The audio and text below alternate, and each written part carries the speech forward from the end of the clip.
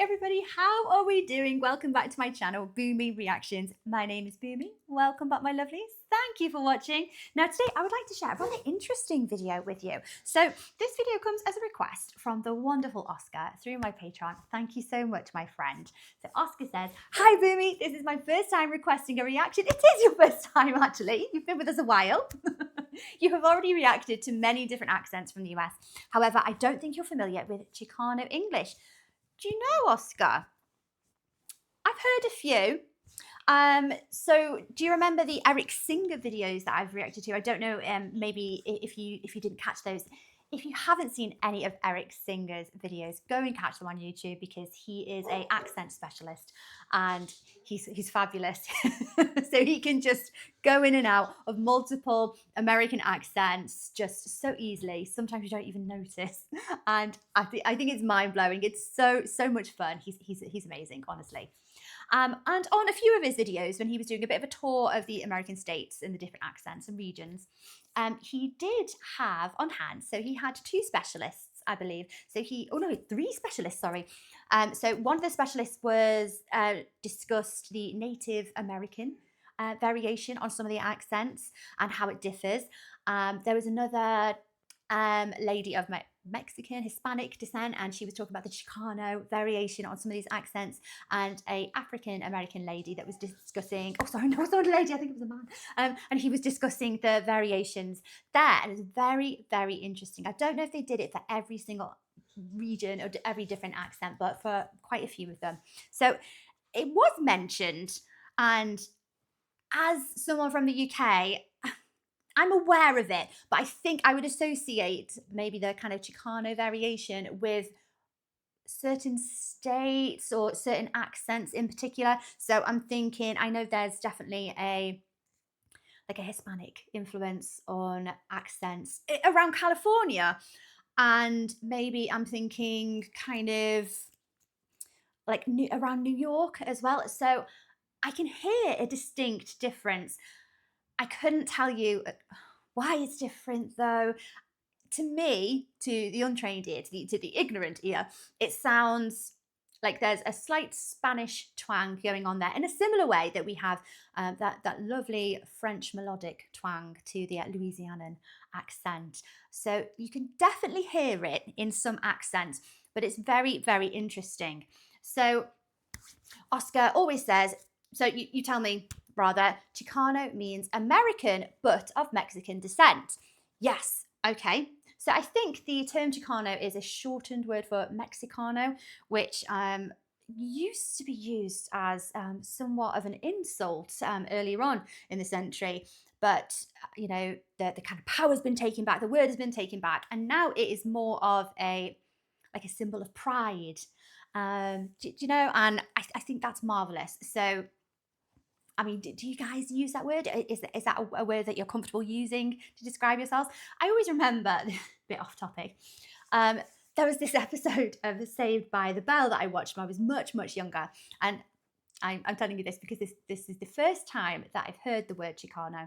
And it's that episode where it's where they go to college, and Slater meets this lovely lady, and she asks about where his family are from. And I think at first he says, well, I don't know, I think maybe they're Italian or something. But either way, he's not sure of what his heritage is. And she says straight away, no, you're Chicano. And it kind of sends the character Slater off on this rabbit hole of wanting to learn more about his family, his history, where they came from. And I think that's fantastic. And I don't know, I really kind of identified with that because I love ancestry. It's very, very interesting. And I do think it's very important that we know where we come from and that we carry some pride. But for a lot of people, maybe it's just not discussed in families. I think that's a bit more of a thing in the UK, you know, because a lot of us have been here for generations. So maybe our families feel like it's not very exciting, it's not really worth talking about, and there's not really much history there, but it's very, very important. So yes, I'm a big fan of genealogy, and ancestry is very, very interesting. So anyway, I digress. I've gone on a tangent again, haven't I, guys? So, sorry, Oscar. So you say, the crazy thing is that a lot of people speak this dialect in LA, even without being of Mexican descent. That is interesting, isn't it? So where does it come from? Is it like a learned accent that they pick up from other people maybe? Is it a generational thing? Nobody on the internet mentions Chicano English when talking about the different accents in the US. I've only ever seen one video that talks about it. So you've left me this link here, Oscar. Thank you very much. Very interesting. You also say, cheers, Boomy. Sorry that the tacky almost took you out. It did, didn't it? It did nearly take me out. Oh my gosh. So very, very spicy. And thank you for sending those over, Oscar, along with all the other Mexican-inspired treats and sweets. Yes, help me build my spice tolerance. Oh, guys, what do I need to do? They do actually get more spicy as you go on through the packet, don't they? Help me build up my spice tolerance. I don't think it was, I didn't think my spice tolerance was too bad. Now since trying Takis, I'm starting to rethink. Starting to rethink my life options. And yes, oh my gosh, I've done so much talking already, guys. Here we go. I have to massively edit most of this out. Guys, if you're enjoying these reactions, please like and subscribe to my channel. Thank you very, very much. If you're interested, I have a Buy Me a Coffee account. The link is over here. And if you're interested in supporting my channel any further, I have a Patreon account. If you could check that out, that would be amazing. And thank you so much in advance. The link is in the description below. Now let's crack on with the video. Chit, chit, chit, chit, chat, chat, chat, chat, chat. All of these people speak Chicano English. Do come here. We are actually going to be heading to a family vacation really soon. Because everyone already makes up everything. Why do I have to say things? They have their own, literally, telenovelas about it. Comedian and Saturday Night Live alum Melissa Villaseñor is speaking it here. Hey, where are you going? Stephanie. And these content creators are speaking it too. No, dude, literally. I'm from LA, I identify as Chicano. This is the vanilla bean latte with oat milk. And I know what you're thinking. Nope, Chicano English is not Spanglish. What is it? Why do so many Americans speak it? And why do you actually not have to be of Mexican descent to speak Chicano English? And how do you know if you speak it? This story is about the hyphen between English and Spanish. So when we say Chicano American, Chicano English, are we referring to the accent, or is it an amalgamation like this guy mentioned here, so Spanglish? It's not, like that is a kind of almost kind of diving in and out of using Spanish and English intermittently. In Wales, you know, it's very widely done over here. I think they call it Pidgin Welsh. So it's just kind of just going in and out of English and Welsh as you fancy. So I wonder if it's a similar thing. It's very interesting because sometimes I can hear the accent like that lovely melodic, I would say. It's very tuneful, almost like music. And sometimes that Spanish sounding accent is stronger, and then it kind of comes in and out. I don't know how to describe it.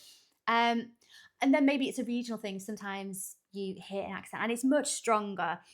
Maybe that's like a regional difference. I don't know, let's see. But it's in certain vowel sounds, I think, isn't it? I think it sounds beautiful. I first heard about Chicano English when I was doing research for another story. That story was about Miami English, a dialect a linguist studied in Florida.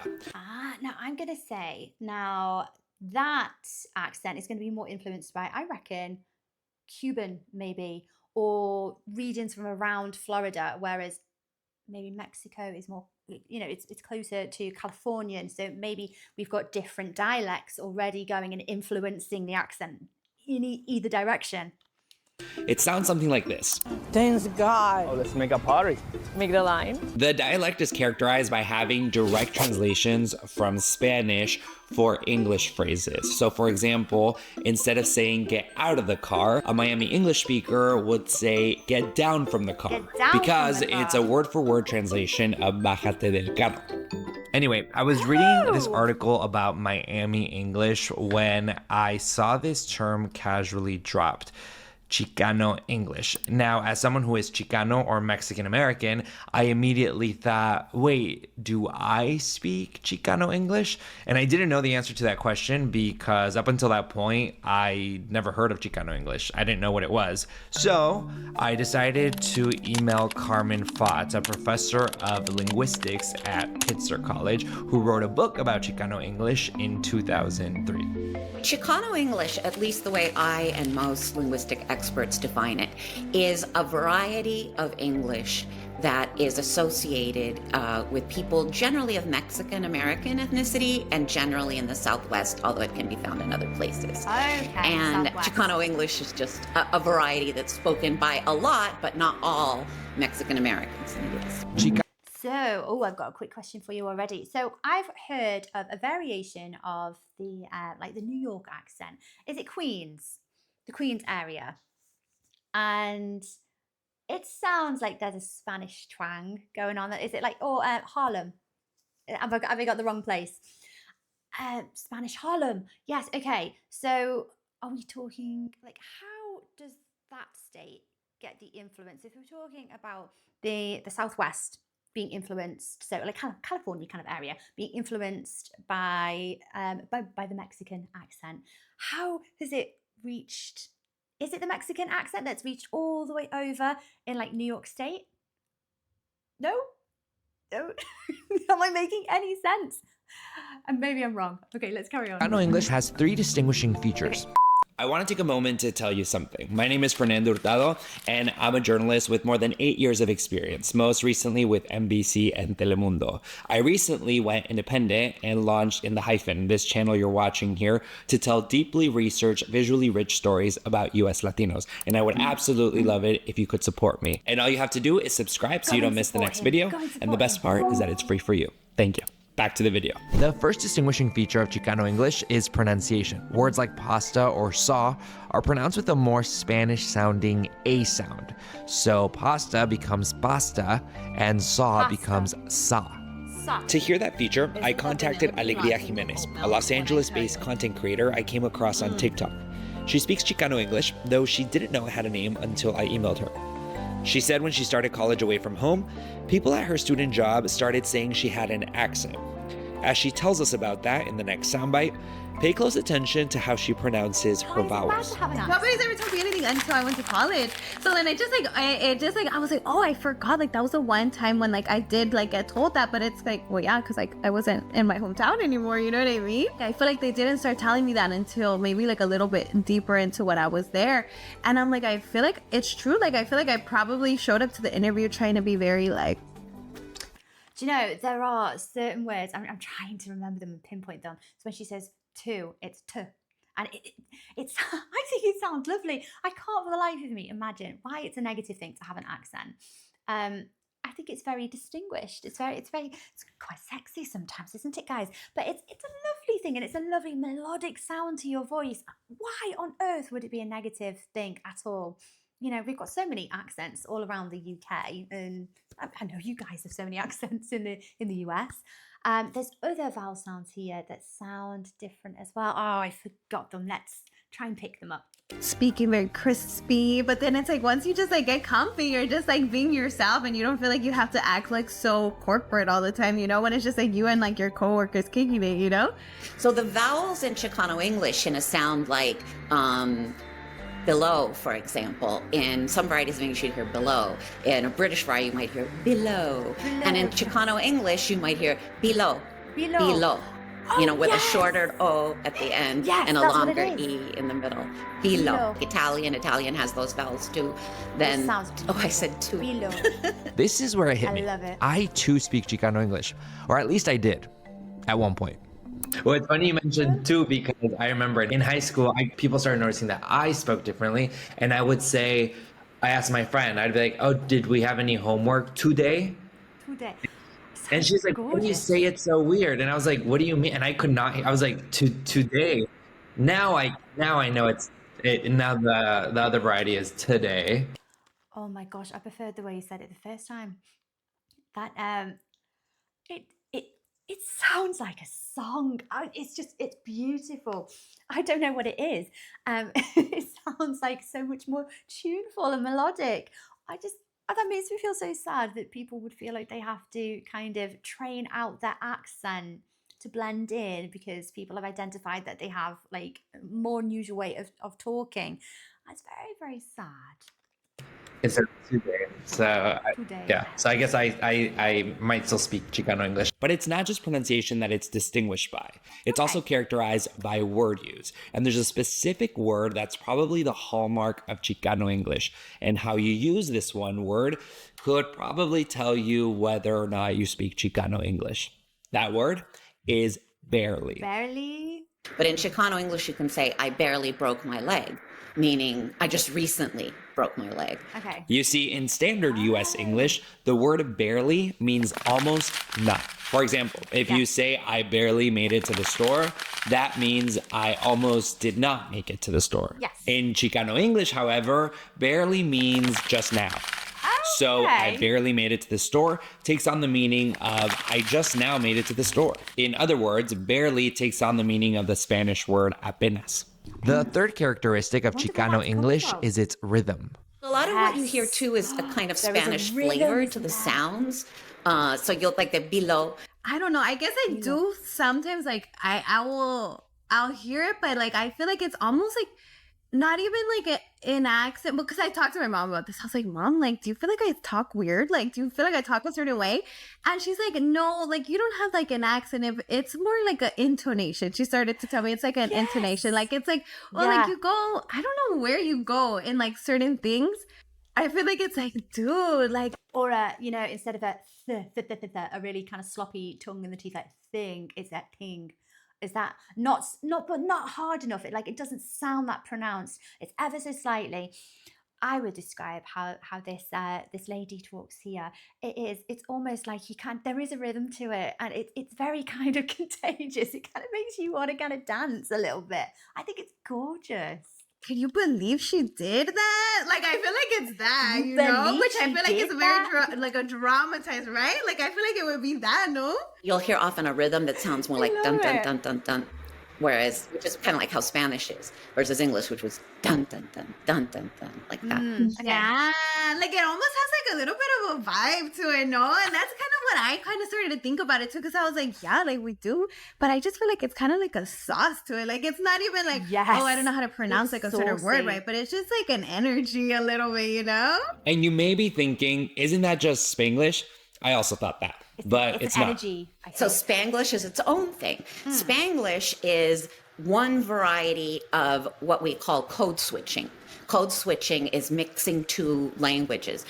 For example, like Pidgin saying Welsh. something like I'm going to the tienda to say I'm going to the store is Spanglish. And there's one yes, big yes, difference. Whereas Spanglish requires knowing both English and Spanish, Chicano English does not. Myself and most linguists will define Chicano English as a native variety, a native speaker variety. Right, If okay. you're a native Spanish speaker and you're just learning English, that's something different. That's not Chicano English, right? That's its own thing. That's learner English or, you know, Spanish influenced English or something. It's kind of like, so like quite often, especially around the borders of Wales, you will get a lot of people delving in and out of Welsh and English, like I said, and we call it Pidgin Welsh. I don't know why Pidgin Welsh. I don't know where that comes from. But, you know, if I was to say, or, you know, like how in schools, when your head teacher would come in and they'd say, bore da class, sit with tea, or, you know, hello class, how are you? You know, it's intermittently changing some of those English words and some of those Welsh words, if and when, and as you fancy, really. And I think it's a good thing, you know, because you know, maybe it's encouraging that bilingual skill there. Chicano English is only spoken by native speakers, and one of the things that happens is Chicano English is spoken by monolingual speakers. You do not have to be bilingual to speak Chicano English. So how did Chicano English become a thing? Its origin is unclear, but its roots can probably be traced back to the 1920s, when California saw a massive wave of Mexicans migrating to the Golden State, increasing the population 11-fold in just 20 years. These migrants started learning English, and they spoke a non-native variety that was likely characterized by a lot of Spanish sounds and grammar constructions. It was the children of this generation of immigrants that probably started speaking Chicano English as they became more English dominant than Spanish dominant. Mexican migration to California has only increased since then. In 1942, more than 4 million Mexican men arrived to the state as part of the Bracero program. The US Congress approved the temporary importation of Mexican workers to help with the labor shortage the US was seeing as American men were off fighting in World War II. That 22-year program completely changed the demographics of California as Mexican men started families here. Since then, we've seen an influx of Mexicans migrating to all parts of the United States. From 2000 to 2021, the share of Americans of Mexican origin increased by 79%, and it's estimated that there are nearly 40 million Mexican Americans in the United States today. So I live in Los Angeles, a city that has the largest population of Mexicans outside of Mexico itself. Here, Chicano English is so ingrained in culture that the Los Angeles Unified School District has this 41-page document titled Teacher's Guide to Supporting Mexican American Standard English Learners. The purpose of the guide is to, quote, serve as a reference manual for teachers and introduction to the characteristic linguistic features of Mexican American language, also referenced as Chicano English. The specific objective of the guide is to facilitate the acquisition of standard American and academic English in Mexican American Standard English learners. So I want to go somewhere where I can find people who speak Chicano English, and I think I know just the spot.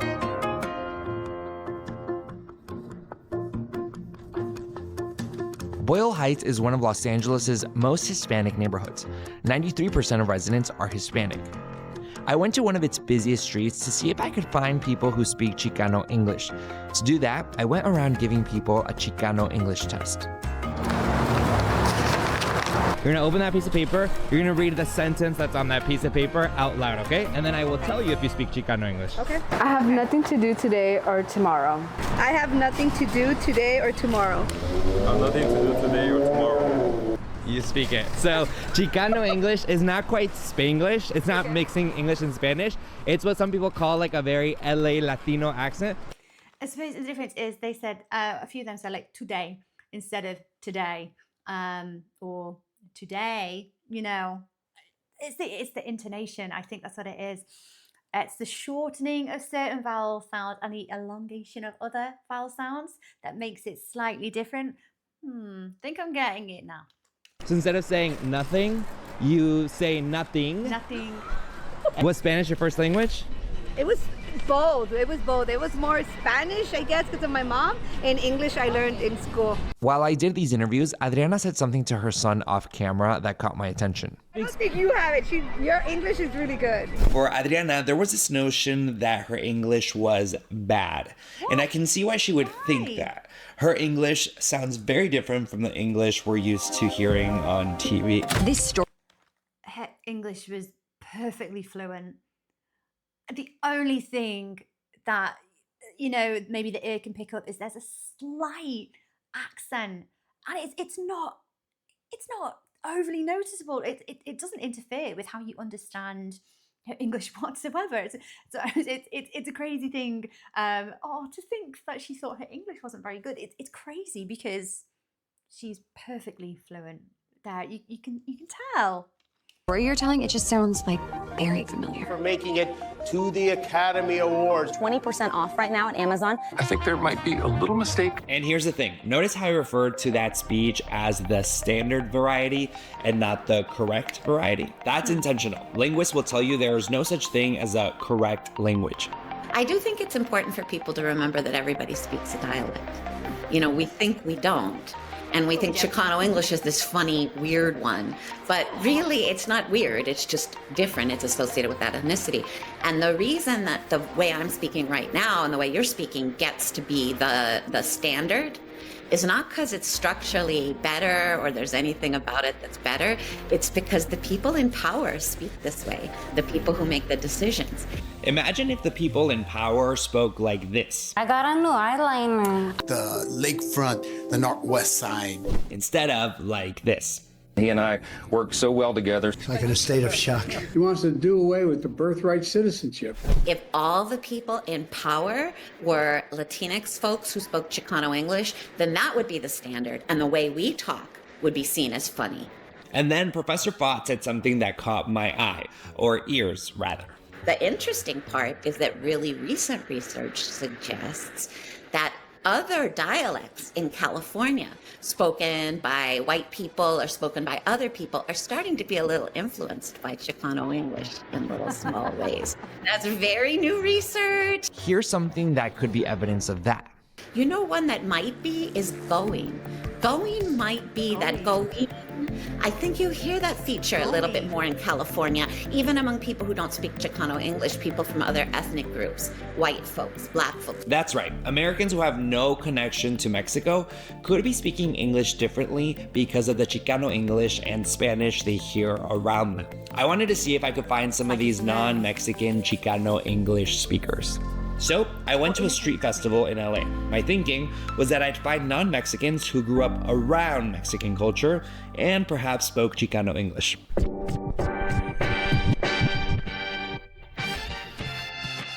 I found a lot of Latinos who spoke Chicano English. So you're gonna unfold that paper. I want you to read the sentence. Dude, I have nothing to do today or tomorrow. Dude, I have nothing to do today or tomorrow. But I Nothing to do today. You know, it's not a harsh t, is it? It's like a duh, but it's so slight, and it builds that lovely rhythm to the sentence, doesn't it? had a hard time finding non-Latinos who did so, until I found these women. I want you to unfold it and read the sentence that's on that first piece of paper. These people are going to make me mad. It's subtle, but you can hear the ing sound. Going to And something that might also be a feature of Chicano English, the fact that she says these instead of these. I'll do that again. These instead of these. These people. I went to a predominantly I went to a predominantly African American and Hispanic speaking high school, and so that's kind of what I meant. We're like, yes, absolutely, and I don't know if I've ever even picked up on it being completely like a regional dialect or a different accent in that sense. That's really interesting, and like I'm seeing and perceiving it very differently now. And then I ran into this person. People keep saying that I have an accent, but I don't hear it. Alma is Mexican. Who says you have an accent? I don't. My white partner. Alma's partner Noel is of Mexican descent too, but does not speak Spanish. What do you mean by the accent? She has a flip of the tongue where she'll say something. Omelette. But so does she. When she said something there, it sounded like she said something. And there was that melodic sound to it again. In different ways, and it's really cute, and it doesn't sound Espanol, and it doesn't sound Americano. What do you feel when people kind of like make comments about your English? Be honest. At this point, I'm a little self-conscious because I never knew that I had, I didn't get to practice it as much, so. I have an idea for my last question. How about we give you the Chicano English quiz, okay? Since you love to talk a big game, we're kidding. No. So you're gonna read this sentence. Dude, I have nothing to do today or tomorrow. So plot twist, you speak Chicano English too. Okay. You said tomorrow. No. Yeah? Yeah. Oh. You did say dude. What are your takes on that? You do speak Chicano English. I mean, I wouldn't have even noticed. I guess it's cool. For linguist Carmen Fott, it's more than just cool. Not only is there nothing wrong with it, there's a lot of things that are good about it. That's the way that you show your heritage and that you're proud of where you come from. And it's associated with all the foods that you eat and the people in your family that you love and your grandparents. Your home dialect is very, very important for everybody. And you have a right to it. You have a linguistic right. All the linguists, all my people in my field will back you up on that. You have a right to your dialect that goes with your identity, and you should be very proud of it. You can learn another one if you want, if it's useful, but be proud of the one that you came with. I never felt like, oh, I should be ashamed of myself, or, oh, I wish I was another type of girl. I don't know. I just feel like I've always been very proud of where I come from. I feel like my culture has always been really celebrated. So I feel like I've always just been very secure in that, I've never had a desire to be anything that I'm not,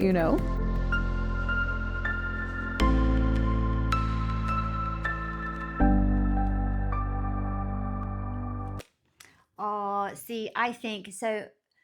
the guy hosting this video, oh gosh, I feel awful. What's his name? Let's have a look.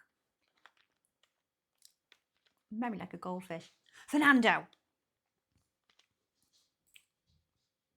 Okay, so throughout the video there, Fernando said that when he was in high school, you know, his classmates or his friends, they all of a sudden, you know, mentioned that he talks differently. And then I think it was at that point he tried to like kind of train his accent out, which is very, very sad. I don't think anyone should feel like that, but I understand, you know, kids and teenagers, I understand them wanting to blend in and just kind of be like everyone else. I get it. I mean, we shouldn't do that. We absolutely shouldn't. We should be very, very proud of all of our heritage. So I just feel very sad when you hear people saying that. Like, this accent is it's very rhythmic. I think it's absolutely wonderful. It sounds like a tune or a song, and it's got a lovely rhythm to it, a lovely vibe and a lovely energy. And I can't perceive it as being a negative in any way, shape or form. So it's really difficult for me to understand why people would want to train it out. So like I say, like in the UK, we're smaller, but we do have like a very wide variety of accents. And I suppose some accents carry sometimes like a negative stereotype, but we're aware it's a stereotype and it shouldn't be, you know. So I imagine it's not much different in the US. But, you know, the presidents that we saw in that clip there, they've all got different accents. So, yeah.